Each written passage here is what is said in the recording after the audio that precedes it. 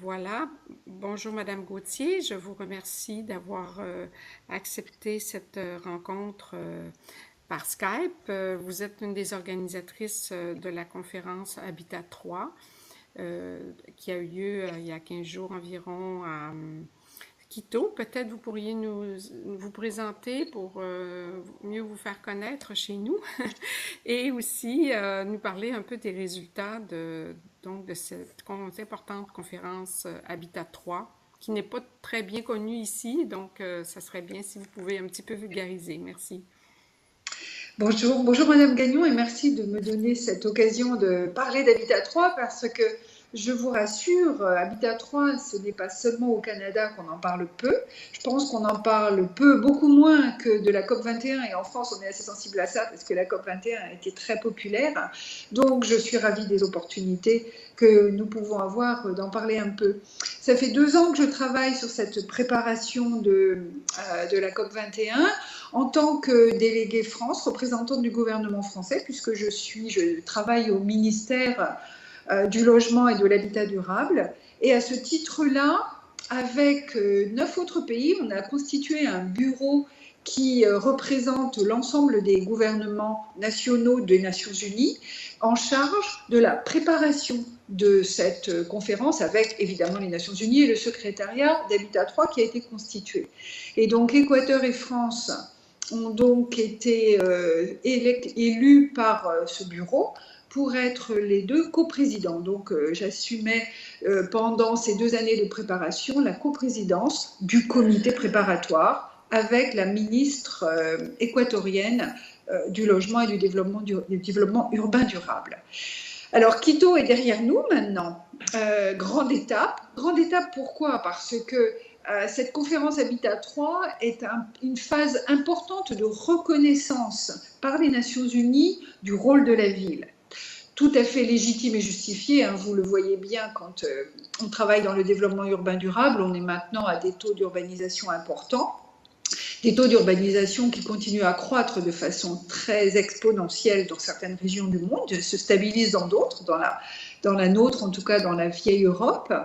Mais les enjeux dans les 20 ans qui viennent de la ville seront vraiment très critiques, très fondamentaux pour accueillir toutes les populations, et en particulier les plus vulnérables, qui se retrouvent en ville, éventuellement en périphérie des villes, et éventuellement dans des conditions de vie qui ne sont pas forcément très satisfaisantes par rapport aux attentes et aux besoins. Vous avez raison aussi de parler de territoire durable. En fait, c'est une des conclusions de cette conférence, à savoir que on ne peut pas se contenter de la ville au sens strict, encore qu'il n'existe pas vraiment de définition stricto sensu de la ville et qui varie selon les pays, ce qui est très justifié entre la France et la Chine. Je crois que les différences sont importantes, par exemple, pour ce qui me concerne. Donc, on a bien été vigilant pendant cette conférence à parler de villes dans l'ensemble aggloméré, d'abord, à savoir que l'intercommunalité, ce que nous, en France, on appelle intercommunalité, est fondamentale. Mais au-delà de ça, certains pays, en particulier les Africains, et ce n'est pas un hasard, nous ont aussi rappelé que la ville avait un hinterland et qu'elle avait aussi une influence très forte sur l'espace autour de la ville et qu'il fallait aussi regarder avec attention les relations étroites entre la ville elle-même, le secteur urbain et le secteur rural qui se trouve à proximité. Donc ça, c'était un des points importants de la conférence. Je voudrais en signaler peut-être 2 autres. Il y en a beaucoup, donc à moi de sélectionner, mais peut-être celui qui parle d'abord, qui reconnaissait le rôle des gouvernements locaux. Et ça, c'est important parce qu'on est dans une conférence des Nations Unies et normalement, ce sont bien les gouvernements nationaux qui s'engagent, qui se sont engagés à Quito d'ailleurs sur une déclaration.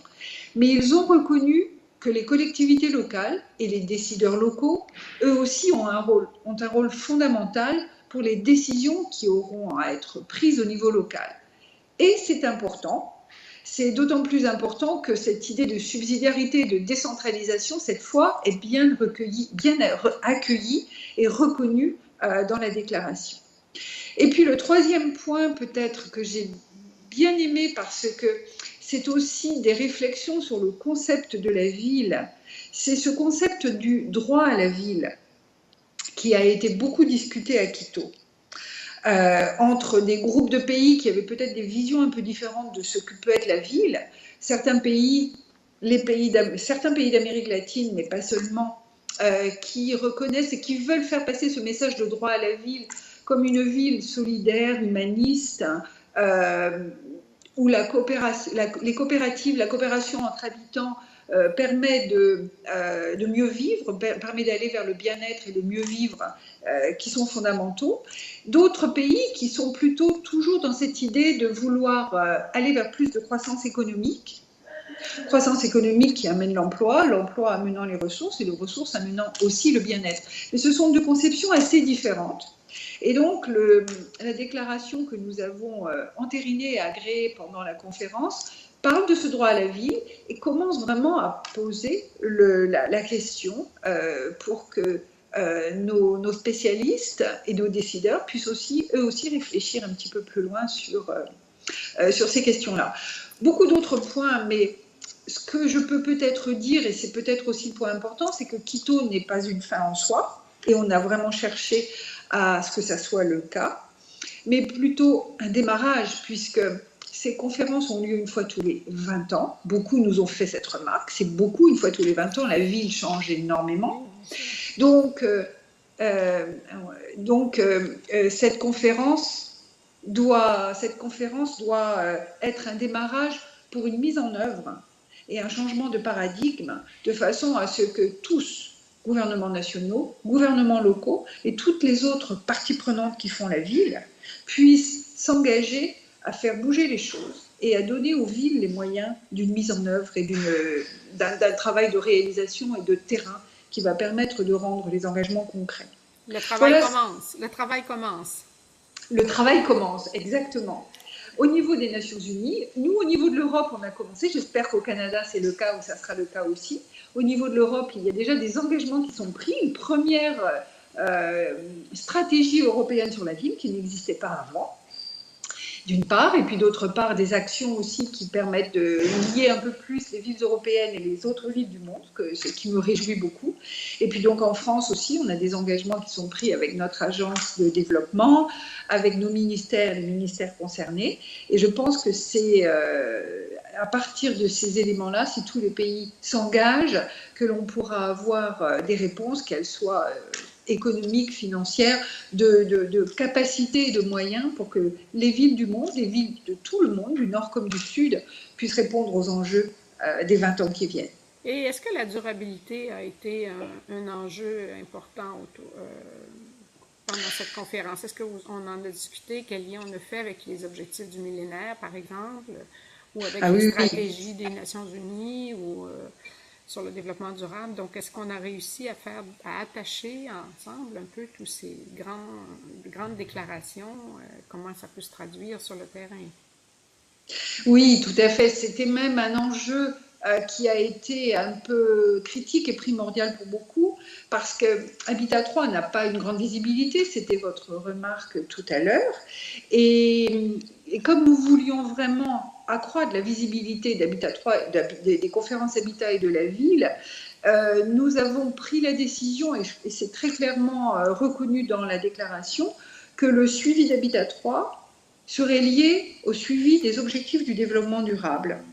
Et qu'un des éléments intermédiaires, une des phases intermédiaires entre ces 20 ans, en admettant que ça soit 20 ans le délai de la prochaine réunion, ça, les choses méritent encore d'être discutées et décidées.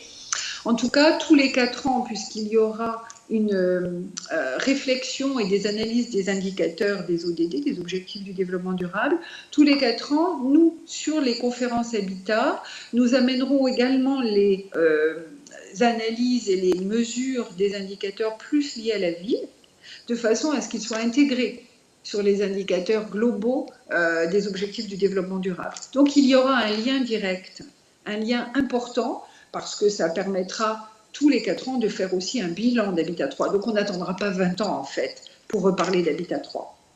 Même si ce ne seront pas des conférences de cette même ampleur, Quito était une grande ampleur, 30 000 personnes, 10 000 internationaux. C'était quelque chose qui a rassemblé énormément, rassemblé tout le monde, partie Donc, les prenante. 20 autres 1000, excusez-moi, c'était des Péruviens? C'était de la société civile Des, péruvienne? des Équatoriens, les L'équatorien, Quito, excusez-moi, Quito, quoi, oui, excusez-moi. oui, des Équatoriens. Je suppose que quand on parle des 10 000 internationaux, c'est ça. C'était la fête populaire et je dois reconnaître que j'ai beaucoup apprécié l'organisation sur ce plan-là. C'était une vraie fête populaire et si au Canada ou en France, Habitat 3 a été moins connu et reconnu, je peux vous dire qu'à Quito et sur l'Équateur, c'est quelque chose, énormément de messages sont passés et les gens étaient très sensibilisés. Dans la rue, tout le monde en parlait, dans les taxis, c'était vraiment très connu. Et c'était une grande fête au sein de la ville et du centre historique également. Donc c'est ça, c'était beaucoup d'étudiants, beaucoup de techniciens et d'experts locaux et 10 000 internationaux, que ce soit des gouvernements nationaux ou des professions impliquées sur la ville. Et sur le terrain, concrètement, comment vous pensez que ça peut se traduire, ce type de conférence? Est-ce qu'on peut espérer, à court terme, justement, pour le bien-être et le mieux-être des citoyens, des réponses assez rapides à ces grandes démarches internationales? Euh, je ne sais pas si on aura des grands événements rapides, etc. Parce que je pense que un des éléments forts que nous avons vraiment mis en avant, c'est plutôt un changement de gouvernance, un changement de comportement. Et ça, je dois reconnaître qu'il ne faut pas être trop pressé sur l'analyse et surtout l'efficacité de ce genre de choses, parce que ça prend du temps. Et donc, moi, je préfère beaucoup, en matière de financement, beaucoup ont voulu un grand fonds sur la ville. Nous nous sommes un peu opposés, un certain nombre de pays se sont opposés à ça pour dire attention, essayons plutôt de construire des systèmes de financement solides qui se fondent sur d'abord les ressources propres de la collectivité, ensuite des ressources propres du pays, et ensuite seulement l'ouverture aux fonds internationaux, le fonds vert, le fonds de la COP21, le fonds du changement climatique, de façon à avoir des villes qui soient structurées et fortes. Et donc moi, je crois plutôt à une somme d'actions qui sont peut-être petites, peut-être moyennes, peut-être grandes, mais une somme d'actions qui vont, elles, faire un tout qui sera peut-être supérieur à la somme des parties. Et c'est ça qui devrait changer les choses. Alors, je suis optimiste dans la mesure où à Quito, nous étions très nombreux, parce que 10 000 personnes internationales, c'est énorme, et il y a eu énormément d'engagements qui ont été pris par les uns et les autres, les secteurs privés, les ONG, les gouvernements nationaux, les collectivités locales.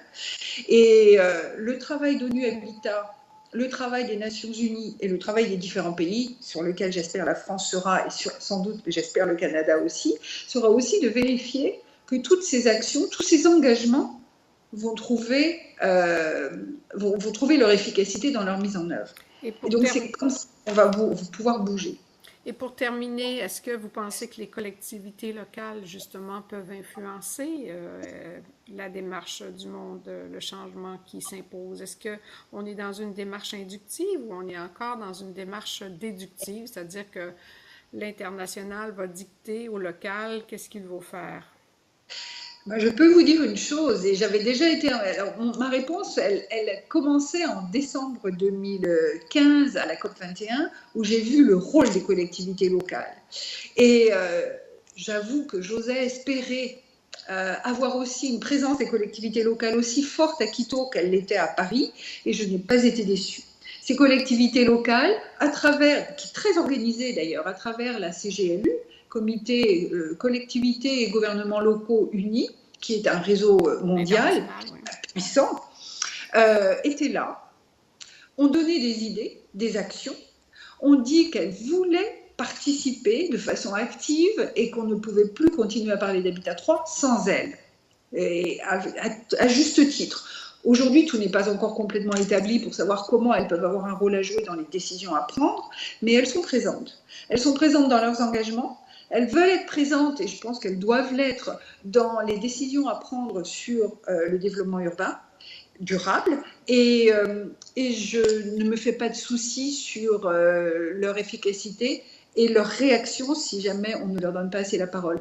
Dans les 21 et 22 novembre, il y aura une suite logique de tous ces événements à Paris, City for Life, la ville pour la vie, qui maintenant a lieu tous les ans. Et